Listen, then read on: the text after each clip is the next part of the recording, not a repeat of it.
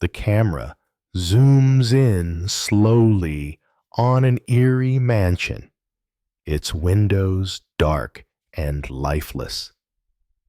A faint creak of the porch swings in the wind, making the house appear as though it's breathing, waiting. The wind howls louder, and the camera cuts to the inside of the mansion where Samantha, a journalist, stands near the doorway, her footsteps echoing on the wooden floor. She pauses, taking in the musty air, her hand resting on the old, dusty doorknob. I've been told not to come here, that it's cursed, that people go missing. But I have a job to do. I'm here to find out the truth. And if the stories are true, I'll be the first to uncover it. Her voice shakes with the mix of fear and determination, and the camera pans to the massive wardrobe in the corner of the room. The wooden surface is chipped and scratched, the grain darkened with age, as if it has absorbed the emotions of those who have come before. A chill runs down Samantha's spine as the wardrobe creaks under the weight of time. As she walks towards it, the door groans as if protesting, but she opens it anyway. The stench of mildew and decay hits her, yet she feels an inexplicable pull to look inside. The camera cuts quickly to the inside of the wardrobe. It's dark, almost suffocating, as shadows twist unnaturally. This is where it all started. Samantha whispers to herself, her voice barely audible as the eerie sound of whispers fills the air. The camera zooms in on her face, her eyes wide with a mixture of dread and fascination. The tension builds as a distant siren wails outside the house, its sound growing louder, more intense. Samantha closes her eyes briefly, and when she opens them again, the shadows in the wardrobe have shifted. Her breath catches in her throat. A figure materializes, a face, distorted and unfamiliar, watching her from within the depths of the wardrobe. Samantha steps back in horror, her heart racing. But before she can react, the door slams shut with a deafening bang. The sound echoes through the house, and the camera lingers on her face, filled with both fear and resolve. I have to know what's behind this. Samantha's words are quiet but firm.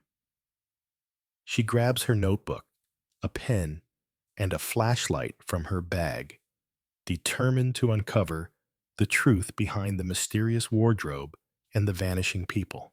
The camera cuts to a dimly lit old library, filled with stacks of forgotten books. Samantha is hunched over a desk, flipping through old, yellowed newspaper articles.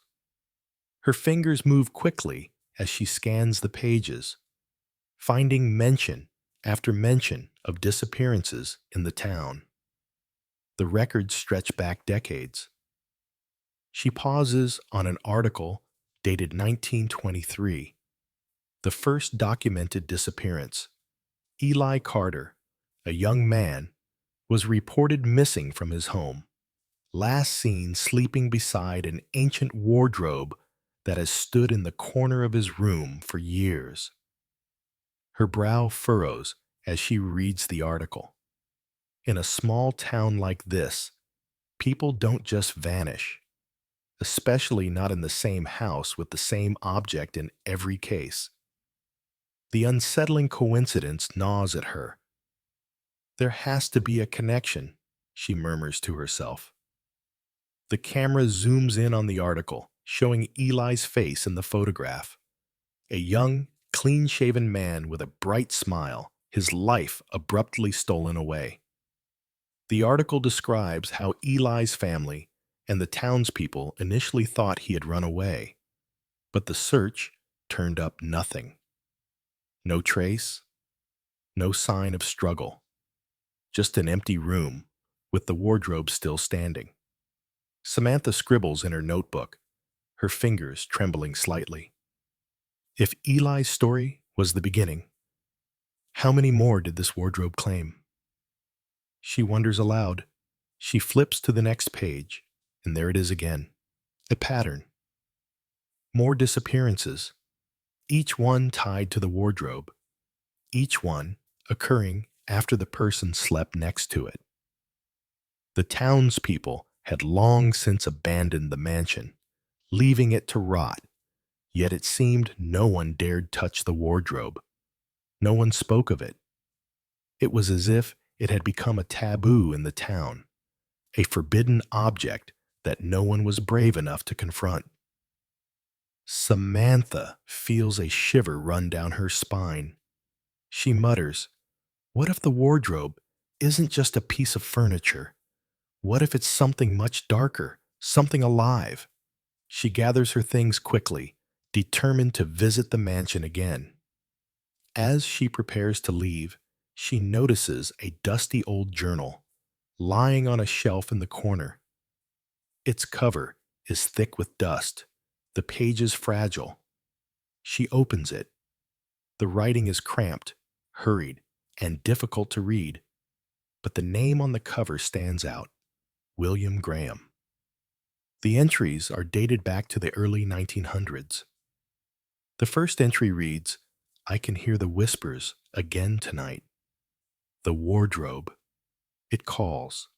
I'm afraid. It has something inside it, something that doesn't belong." Samantha's eyes widen as she reads more of the journal. William Graham had once lived in the house and had written extensively about the wardrobe. In his last entry, he wrote, "The closet devours. I've seen it with my own eyes. It mimics the faces of loved ones, bringing them closer to their doom. I fear it will get me soon. If someone reads this, warn them. Destroy the wardrobe before it's too late."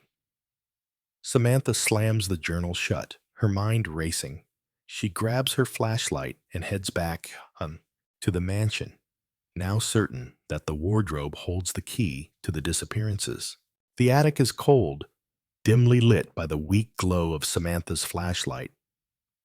Cobwebs hang in the corners, and old furniture is covered in sheets. The camera pans to the wardrobe, which stands in the far corner of the room. Its dark wood glimmers slightly in the faint light, but there's something unnatural about it. Samantha slowly approaches the wardrobe, her heart pounding in her chest. As she opens the door, the same smell of decay and mildew floods her senses. This time, though, the air feels heavier, as if the room is pressing down on her. The flashlight flickers. She frowns, feeling a chill creep over her skin, and as she shines the light deeper inside the wardrobe, something catches her eye. An old, tarnished whistle, tied to a string. She reaches for it slowly, but before her fingers touch it, a cold, clammy hand grabs her wrist. She jerks back in shock, but there's nothing there. "It's real," Samantha breathes. "This is real." But before she can react, the wardrobe's door slams shut again. The air grows cold, and the whispering begins. Low at first, then rising in intensity. "You're next. You're next." The voice is soft, almost sweet, but there's a malevolent undertone that chills her to the bone. The room grows darker. The shadows in the corners seem to lengthen, reaching for her, as the figure of a man materializes. Eli. His face is distorted, a twisted version of the smiling young man in the photo. His eyes are hollow, and his skin is pale and stretched tight over his bones. He stares at her with an unsettling gaze, his mouth slowly opening to reveal sharp, jagged teeth. Samantha backs away slowly, her breath quickening. She fumbles for the whistle, holding it tightly in her hand. She knows that she must blow it. But will it work? Can she stop whatever this is before it claims her too? Samantha wakes up in a cold sweat. The unsettling images of Eli's face still haunt her. She shivers as she sits up, looking around her bedroom. The wardrobe is now mere feet away, its door slightly ajar, as if beckoning her closer. She feels the weight of the room pressed down on her. The air is thick, stifling, as though something is waiting for her to make the next move. No, I won't be afraid, Samantha whispers to herself, attempting to steady her breath. The journal and the whistle are clutched tightly in her hands. She looks at the silver cross around her neck, her grandmother's gift. I have to confront it. She walks slowly toward the wardrobe, her footsteps echoing in the silence. With each step, her heart beats faster, the sound of it pounding in her ears. The door creaks as she approaches, and when she reaches out to touch the cold wood, a whisper seems to flow from within. It's soft at first, like a distant echo, but it grows louder, more distinct. Samantha, come closer. She jerks back in fear, but then her determination takes over. She reaches out again and yanks the door open. The wardrobe is empty, nothing but darkness inside. But then, as if from nowhere, a figure emerges from the shadows. You're not alone, Samantha, the voice says, familiar and yet completely wrong. It's a distorted version of her mother's voice, laced with an unnatural coldness. Samantha freezes, unable to move, the air thick with tension. Her mother's figure slowly takes shape in the dark void of the wardrobe. Her face is hollow, her eyes black and empty. Mom? Samantha's voice trembles, confusion and fear swirling within her. Her mother steps forward, her body now completely formed. But there's something off about her. Her smile too wide, her movements jerky, unnatural. I've been waiting for you, the figure whispers, her voice suddenly harsh and guttural. Samantha tries to back away, but the figure steps closer, blocking the exit. The temperature drops sharply, and Samantha feels the weight of the figure's presence pressing in on her. In a panic, Samantha grabs the whistle from her pocket and blows into it. There is no sound at first, just silence. But then, a shrill, high-pitched sound fills the room, cutting through the tension like a knife. The figure recoils in pain, her face contorting into a twisted scream. Samantha stumbles backward, her heart racing, and as she looks around in confusion, she realizes the room has changed. The walls close in, the shadows shifting. The wardrobe looms larger in the center of the room, pulsating with an ominous energy. She's no longer in her bedroom. She's inside the wardrobe, trapped in a dark, twisted version of reality. The air is thick with fog. The ground beneath Samantha is soft and wet, as though she's walking through a swamp. She stumbles forward, her hands brushing against the walls of the wardrobe that have now expanded into a labyrinth of dark corridors. The whispers grow louder, surrounding her, echoing off the walls. Fear feeds us. Come closer. Samantha's breath comes in ragged gasps. The siren's call is almost deafening now, and she feels her heart pounding in her chest. She pushes forward, determined to find a way out. But with every step, the fear grows stronger. The ground beneath her feet seems to pulse with life, as if the very earth is alive, watching her. The shadows in the corridor shift. Figures emerge, each one more terrifying than the last. They are twisted versions of people she's known: family, friends, and strangers. Their eyes are hollow, their faces contorted in agony, all reaching out to her, whispering her name, begging her to join them. Samantha stumbles backward, terror flooding her body. "No!" she cries out, clutching the whistle tightly in her hand. The figures close in on her, their hands outstretched, their voices rising to a deafening crescendo. She turns and runs, desperately searching for an escape. At the end of the corridor, she sees a light, a faint glow in the distance. With a surge of adrenaline, Samantha pushes forward, her feet slipping in the mud as she races toward the light. But as she draws closer, the light flickers, fading, and she is pulled back into the darkness. Suddenly, she stops. There, standing before her, is a stone altar covered in ancient symbols. A wooden cross, dark and twisted, stands at the center of it. Samantha's mind races as she realizes the truth. The wardrobe isn't just a physical object, it's a portal, a gateway to another world.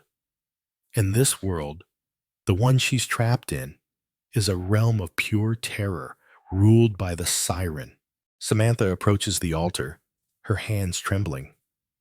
The cross seems to pulse with dark energy, drawing her closer. As she touches it, the whispers grow louder, more insistent, as if the very walls of this nightmare are alive. "You cannot escape," the voice of the siren echoes in her mind. With a deep breath, Samantha places the whistle onto the altar. The moment it touches the stone, the room shakes violently. The shadows swirl around her, and the figure of the siren emerges from the darkness. It is a grotesque, terrifying creature. Its body, an amalgamation of human and monstrous features. Its eyes glowing with a malevolent light. It smiles, a twisted grin spreading across its face. "You think you can stop me?" it sneers. "I am fear incarnate. I feed on your terror." Samantha stands her ground, her heart racing. She knows this is her only chance. The whistle is the key. It can stop the siren, but only if she faces her own fear head on. With a steady hand, she blows into the whistle once more. The piercing sound cuts through the darkness, causing the siren to writhe in agony. "This ends now," Samantha shouts, her voice shaking but filled with resolve. As the sound grows louder, the siren's form begins to fade, its body disintegrating into the shadows. The air grows still, the oppressive weight lifting from her chest. Suddenly, the world around her collapses, the darkness receding. Samantha opens her eyes to find herself back in the mansion, the wardrobe now silent and still. The curse has been broken. Samantha sits at a desk, writing furiously in her notebook. She has broken the curse, but the toll it took on her is evident. Her hands shake as she writes, but there's a sense of peace now, a peace she hasn't felt in days. She writes, "I faced the darkness and conquered it. I realized that fear is not something we should run from. It's something we need to confront. Only then can we break its hold over us." Samantha closes her notebook and looks out the window at the setting sun. The world feels different now, lighter, as though the weight of the past has been lifted. The camera zooms in on her face, a faint smile of relief spreading across her lips. Fear doesn't define us. How we face it does, she says softly, as the camera pulls away. But as the camera shifts to the mansion in the distance, the wardrobe door creaks open, faint whispers filling the air. The story may be over, but the terror is far from gone. The camera fades in on Samantha sitting at her kitchen table, a cup of coffee in front of her. The world has moved on, or so it seems. The mansion is abandoned once again, and the stories of the missing have faded into the distant past. Oh, but Samantha's mind is far from at ease. The experience, the terror she faced, still lingers in her thoughts. She looks down at the silver cross her grandmother gave her, now resting on the table, a constant reminder of the darkness she's encountered. Her phone suddenly buzzes, breaking her from her reverie.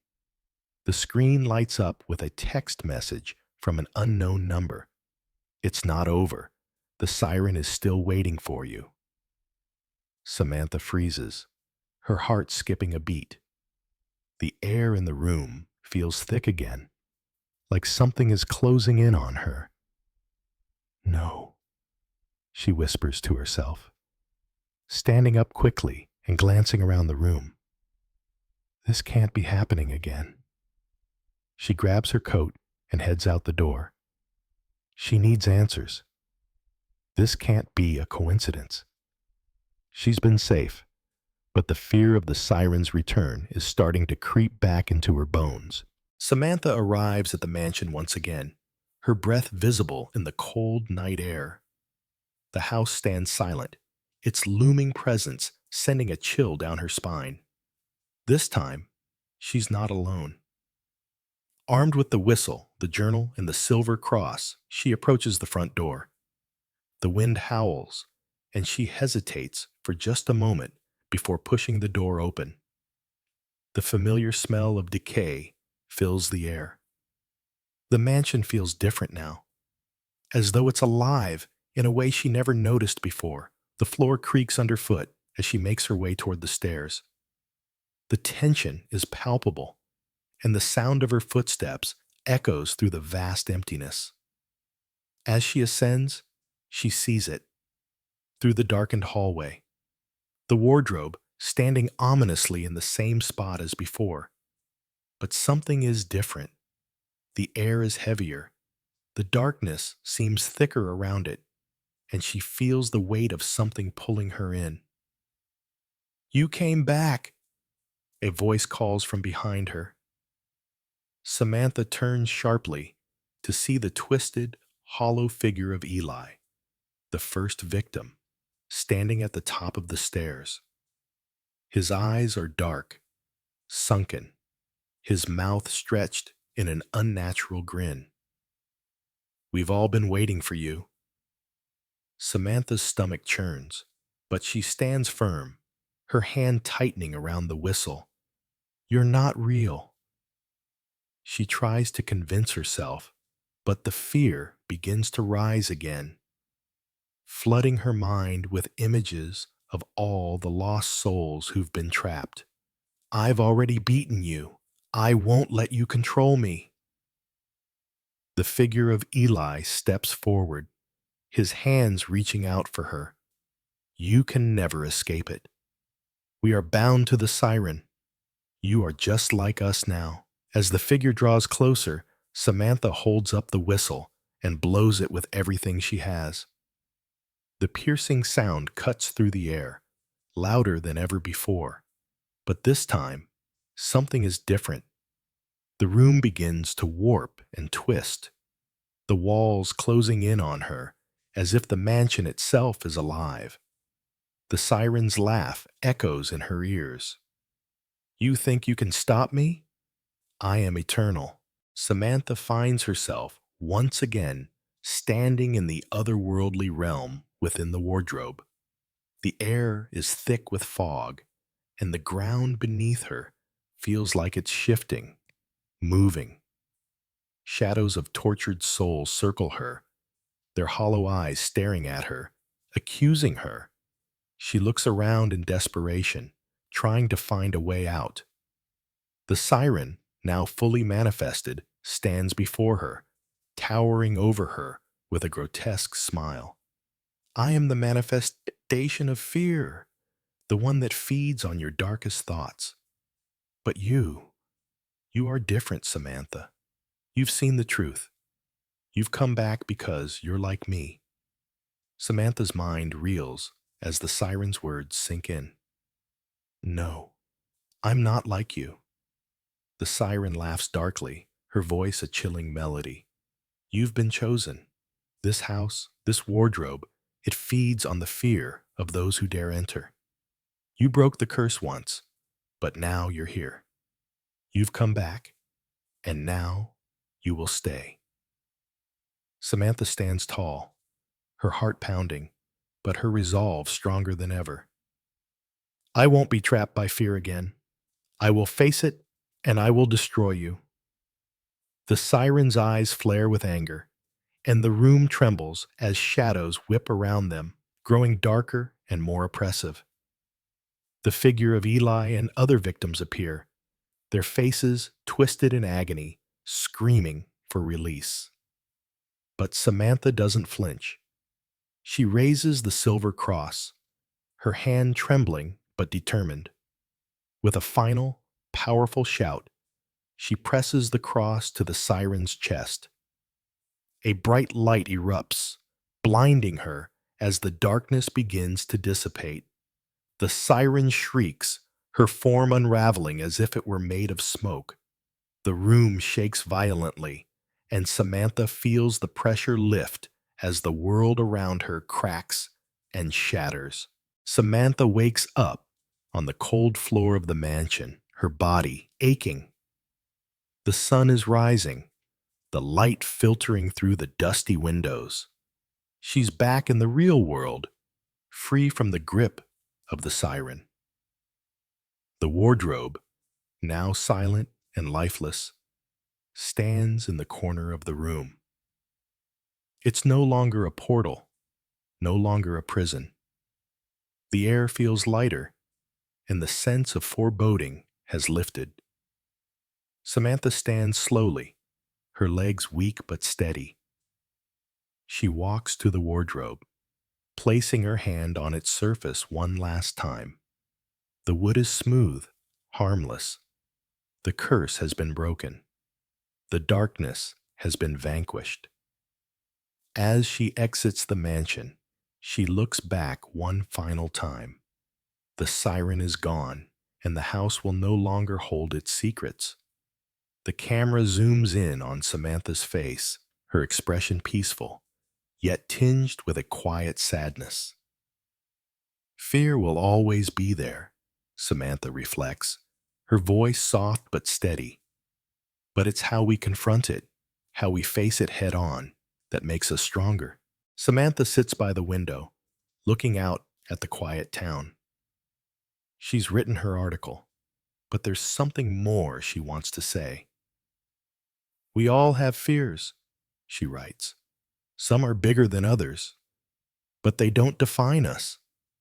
It's when we stop running from them and start confronting them that we gain control. The siren fed on our fears, but when we choose to face what scares us, we break its hold.